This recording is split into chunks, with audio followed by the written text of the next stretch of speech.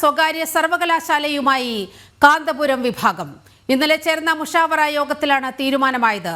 തീരുമാനമെടുത്തത് സ്വകാര്യ സർവകലാശാല ബിൽ അവതരിപ്പിച്ച അതേ ദിവസം. പ്രാഥമിക പ്രവർത്തനങ്ങൾ ഉടൻ ആരംഭിക്കും. പ്രാഥമിക ഘട്ടത്തിൽ പഠിപ്പിക്കുക ചരിത്രവും ഭാഷയും. വിവരങ്ങളുമായി ഗോകുൽ കെ വേണുഗോപാൽ ചേരുന്നുണ്ട്. ഗോകുൽ, ഇത് ഈ മർക്കസ് സിറ്റിയോട് അനുബന്ധിച്ചാണോ ഇത്തരത്തിൽ സ്വകാര്യ സർവകലാശാലയ്ക്ക് കാന്തപുരം വിഭാഗം നീക്കം നടത്തുന്നത്?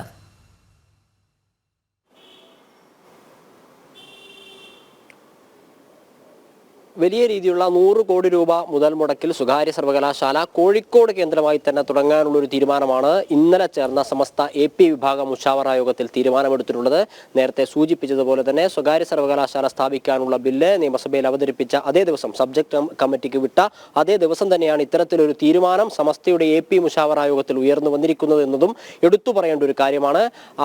പ്രാഥമികമായിട്ട് ഇപ്പോൾ സമസ്ത AP വിഭാഗത്തിന്റെ കീഴിലുള്ള വിവിധ വിദ്യാഭ്യാസ സ്ഥാപനങ്ങളുടെ പ്രവർത്തനം ഈ സ്വകാര്യ സർവകലാശാല കേന്ദ്രീകരിച്ച് ഏകോപിപ്പിക്കും. ഭാഷയ്ക്കും ചരിത്രത്തിനുമായിരിക്കും കൂടുതൽ പ്രാധാന്യം നൽകുക എന്നാണ് ഇന്നലെ കാന്തപുരം AP വിഭാഗം സംസ്ഥാന അധ്യക്ഷൻ സുലൈമാൻ മുസ്ലിയാരുടെ അധ്യക്ഷതയിൽ ചേർന്ന കാന്തപുരം AP അബൂബക്കർ മുസ്ലിയാർ ഉദ്ഘാടനം ചെയ്ത മുഷാവറ യോഗത്തിൽ തീരുമാനമായിട്ടുള്ളത്. പ്രാധാന്യം നൽകുക ഭാഷയ്ക്കും ചരിത്രത്തിനുമായിരിക്കും. ഈ പറഞ്ഞതുപോലെ 100 കണക്കിന് വിദ്യാഭ്യാസ സ്ഥാപനങ്ങൾ സമസ്ത AP വിഭാഗത്തിനുണ്ട്. അതിൻ്റെയൊക്കെ പ്രവർത്തനങ്ങൾ ഈ രീതിയിലായിരിക്കും ആദ്യം ഏകോപിപ്പിക്കുക. ഈ സ്വകാര്യ സർവകലാശാലയുടെ കീഴിലായിരിക്കും ഏകോപിപ്പിക്കുക. അതിനായി ആദ്യഘട്ടത്തിൽ 50 കോടി രൂപ വിവിധ ആളുകളിൽ നിന്ന് സമാഹരിക്കും. പിന്നീട് അത് വിപുലീകരിക്കും. അങ്ങനെ 100 കോടി രൂപയിലേക്ക് എത്തിക്കും എന്നാണ് മനസ്സിലാക്കുന്നത്. മർക്കസ് നോളജ് സിറ്റിയാണ് സമസ്തയുടെ ഏറ്റവും വലിയൊരു സ്ഥാപനമായിട്ട് ഇവിടെ സ്ഥിതി ചെയ്യുന്നത്. സ്വാഭാവികമായിട്ടും അവിടെ കേന്ദ്രീകരിച്ച് തന്നെയായിരിക്കും ഇതിന്റെ പ്രവർത്തനം തുടങ്ങുക എന്ന വിലയിരുത്തലാണ്, അല്ലെങ്കിൽ അത്തരത്തിലുള്ള അറിവാണ് നമ്മൾക്കുള്ളത്. നേരത്തെ തന്നെ ഈ സ്വകാര്യ സർവകലാശാലയുമായി ബന്ധപ്പെട്ട പ്രവർത്തനങ്ങളിൽ CPI ഉൾപ്പെടെയുള്ള സംഘടനകൾ ഈ സമയത്ത് എതിർപ്പുമായി വന്ന സമയത്തും അതിനെയൊക്കെ മറികടന്നുകൊണ്ട് CPM മുന്നോട്ടേക്ക് പോവുകയായിരുന്നു. നേരത്തെ വിദ്യാഭ്യാസ കൗൺസിൽ മുൻ അംഗമായിട്ടുള്ള TP ശ്രീനിവാസനൊക്കെ സ്വകാര്യ സർവകലാശാല സ്ഥാപിക്കുന്നതുമായി ബന്ധപ്പെട്ട ആ രീതിയിലുള്ള നടപടികളുമായി മുന്നോട്ടേക്ക് പോയപ്പോൾ വർഷങ്ങൾക്ക് മുൻപ് SFIയുടെ അക്രമമൊക്കെ ഉണ്ടായതാണ്. പതിറ്റാണ്ടുകൾക്ക് മുൻപ് സ്വകാര്യ സർവകലാശാലയ്ക്കെതിരായിരുന്ന CPM ഇപ്പോൾ അതിന് അനുകൂലമായ ഒരു നിലപാടെടുക്കുന്നു. CPI ഉൾപ്പെടെയുള്ള ഘടകകക്ഷികൾ അതിനെതിരെ മുന്നോട്ടേക്ക് വരുമ്പോഴും നിലപാട് സ്വീകരിക്കുമ്പോഴും സ്വകാര്യ സർവകലാശാലയുമായി മുന്നോട്ടേക്ക് പോകുന്നു. മന്ത്രിസഭാ യോഗത്തിലൊക്കെ CPIയെ അനുനയിപ്പിക്കാനുള്ള ശ്രമങ്ങൾ ഉണ്ടാകുന്നു.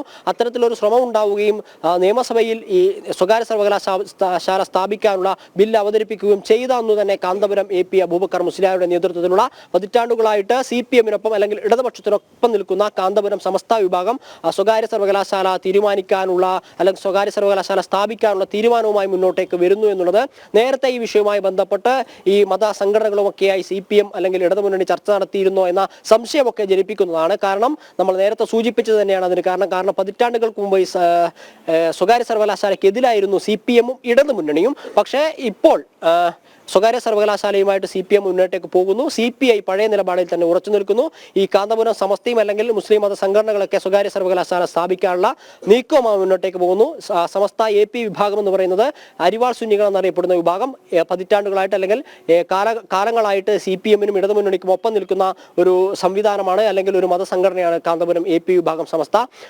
ഈ കാര്യങ്ങളൊക്കെ കൂട്ടിച്ചേർത്ത് വായിക്കുന്ന സമയത്ത് എന്തെങ്കിലും നേരത്തെ തരത്തിലുള്ള ചർച്ചകളും കാര്യങ്ങളുമൊക്കെ നടന്നിട്ടുണ്ടോ എന്ന രീതിയിലുള്ള ആരോപണങ്ങളും ചർച്ചകളുമൊക്കെ വ്യാപകമായി വരുന്നുണ്ട്. എന്തായാലും വലിയ ഒരു വിദ്യാഭ്യാസ സ്വകാര്യ സർവകലാശാല സ്ഥാപിക്കാനുള്ള തീരുമാനത്തിലേക്ക് സമസ്ത AP വിഭാഗം കടന്നിരിക്കുന്നു എന്നുള്ളതാണ് പ്രധാനപ്പെട്ട വാർത്ത. അതും ഈ സ്വകാര്യ സർവകലാശാല സ്ഥാപിക്കാനുള്ള ബില്ല് നിയമസഭയിൽ അവതരിപ്പിച്ച അന്ന് തന്നെ അത്തരമൊരു തീരുമാനത്തിലേക്ക് സമസ്ത എത്തിയിരിക്കുന്നു. കോഴിക്കോട് കേന്ദ്രീകരിച്ചായിരിക്കും ഇത്തരത്തിലൊരു സ്വകാര്യ സർവകലാശാല സ്ഥാപിക്കുക. 100 കോടി മുതൽ മുടക്കും. ഭാഷ, ചരിത്രം തുടങ്ങിയ വിഷയങ്ങൾക്ക് പ്രാധാന്യം നൽകിക്കൊണ്ടായിരിക്കും ഈ സ്വകാര്യ സർവകലാശാലയുടെ പ്രവർത്തനം മുന്നോട്ടേക്ക് പോകുക. പ്രാഥമികമായി അതിന്റെ ആരംഭഘട്ടം എന്നുള്ള നിലയിൽ ഇപ്പോൾ സമസ്ത AP വിഭാഗത്തിന് കീഴിലുള്ള വിവിധ വിദ്യാഭ്യാസ സ്ഥാപനങ്ങളുടെ പ്രവർത്തനങ്ങളെ ഈ സ്വകാര്യ സർവകലാശാലയുമായി ബന്ധപ്പെട്ട് ഏകോപിപ്പിക്കും. അതിനായി ആദ്യം 50 കോടി പിന്നീട് 100 കോടി കണ്ടെത്താനുള്ള ശ്രമമായിരിക്കും സമസ്തയുടെ ഭാഗത്ത് നിന്ന്. വയനാട്ടിൽ ഈ ചൂരൽമല ദുരന്തമുണ്ടായപ്പോൾ തന്നെ ഈ മർക്കസ് നോളജ് സിറ്റിയെ കുറിച്ച് ചില ചർച്ചകളൊക്കെ ഉയർന്നു വന്നതാണ്. ഈ ഉരുൾപൊട്ടൽ നടന്ന സ്ഥലത്തിന്റെ നേരെ എതിർവശത്താണ് ഇത്തരത്തിൽ മർക്കസ് സിറ്റിയുടെ നിർമ്മാണ പ്രവർത്തനങ്ങൾ നടന്നുകൊണ്ടിരിക്കുന്നത്. ഇതും ഉരുൾപൊട്ടലിന് ഒരു തരത്തിൽ കാരണമായേക്കാം എന്നുള്ള തരത്തിലുള്ള വിശകലനങ്ങളൊക്കെ വന്നിരുന്നു. പക്ഷേ അത് സംബന്ധിച്ച് ഒരന്വേഷണവും ആ ഘട്ടത്തിൽ നടന്നില്ല. ഇപ്പോൾ വളരെ കൃത്യമായി സ്വകാര്യ സർവകലാശാലയുമായി കാന്തപുരം വിഭാഗം മുന്നോട്ട് പോകുമ്പോൾ ഇത് ആർക്ക് വേണ്ടിയാണ് വളരെ കൃത്യമായി സ്വകാര്യ സർവകലാശാല ബില്ലടക്കം ഇവിടെ അവതരിപ്പിക്കപ്പെട്ടത് എന്നുള്ള വലിയ ചോദ്യമല്ലേ ഉയരുന്നത്?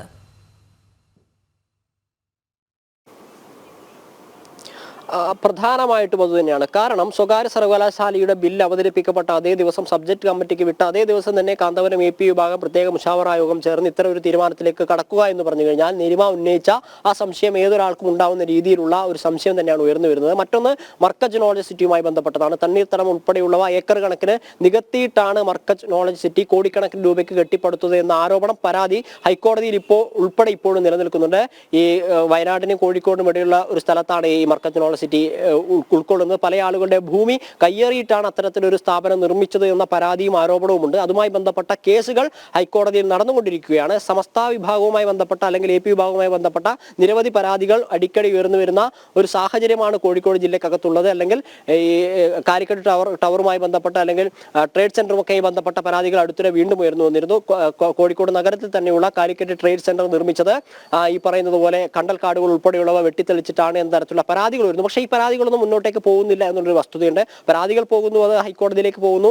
അല്ലെങ്കിൽ അതിനെ ഈ കാന്തപുരം AP വിഭാഗം സമസ്തയുടെ അല്ലെങ്കിൽ കാന്തപുരത്തിന്റെ പ്രവർത്തനത്തെ യാതൊരു തരത്തിലും ബാധിക്കാത്ത രീതിയിൽ മുന്നോട്ടേക്ക് പോകുന്ന ഒരു രാഷ്ട്രീയ സാഹചര്യം, രാഷ്ട്രീയ അനുകൂല സാഹചര്യം അവർക്കുണ്ട് എന്നുള്ളത് എടുത്തു പറയേണ്ടതാണ്. കാരണം നിരവധി പരാതികൾ ഈ പരിസ്ഥിതി തകർക്കുന്നതുമായി ബന്ധപ്പെട്ട്, കണ്ടൽക്കാടുകൾ ഉൾപ്പെടെ നശിപ്പിക്കുന്നതുമായി ബന്ധപ്പെട്ട്, തണ്ണീർത്തടം നികത്തുന്നതുമായി ബന്ധപ്പെട്ട്, അനധികൃതമായി കെട്ടിടം നിർമ്മിക്കുന്നതുമായി ബന്ധപ്പെട്ടൊക്കെ ധാരാളം പരാതികൾ ഇവർക്കെതിരെ പരിസ്ഥിതി പ്രവർത്തകരും രാഷ്ട്രീയ സംഘടനകളൊക്കെ മുന്നോട്ടേക്ക് വരുന്നു. അവർക്കെതിരെ പ്രതിഷേധ പ്രകടനങ്ങളും സമരങ്ങളും ഒക്കെ നടത്തുന്നു. പക്ഷേ അതൊന്നും ഇവരെ ബാധിക്കാത്ത രീതിയിലാണ് മുന്നോട്ടേക്ക് പോകുന്നത്. അത് രാഷ്ട്രീയ സ്വാധീനത്തിന്റെ പിൻബലത്തിലാണ്. അത് തന്നെയാണ് നമ്മൾ നേരത്തെ പറഞ്ഞത്.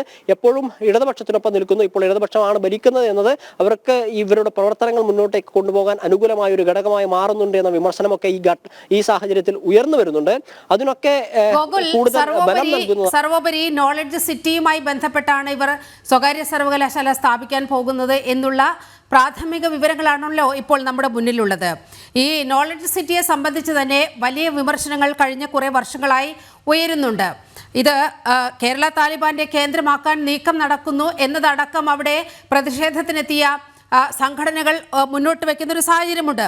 മാത്രവുമല്ല, അവിടെ ഇപ്പോൾ പഠിക്കുന്ന വിദ്യാർത്ഥികളുടെ കണക്കെടുത്ത് നോക്കിയാൽ തമിഴ്നാട്, കർണാടക തുടങ്ങിയ അയൽ സംസ്ഥാനങ്ങളിൽ നിന്നുള്ള മറ്റ് സംസ്ഥാനങ്ങളിൽ നിന്നുള്ള വിദ്യാർത്ഥികളാണ് ഏറെയും അവിടെ പഠിക്കാൻ എത്തുന്നത് എന്നുള്ള തരത്തിലുള്ള അങ്ങേയറ്റം ദുരൂഹത ഈ നോളജ് സിറ്റിയുമായി ബന്ധപ്പെട്ട് നിലവിൽ നിലനിൽക്കുന്നുണ്ട്. അങ്ങനെയെങ്കിൽ ഈ ഇടത് സർക്കാർ ഇത്തരം ശക്തികളെ കാലാകാലങ്ങളായി ഇങ്ങനെ കൈയച്ച് സഹായിക്കുന്നതിൻ്റെ ഏറ്റവും ഒടുവിലത്തെ ഒരു ഉദാഹരണമായിരിക്കാം ഈ ഒരു സ്വകാര്യ സർവകലാശാല എന്നല്ലേ ഈ ഘട്ടത്തിൽ പറയേണ്ടി വരിക?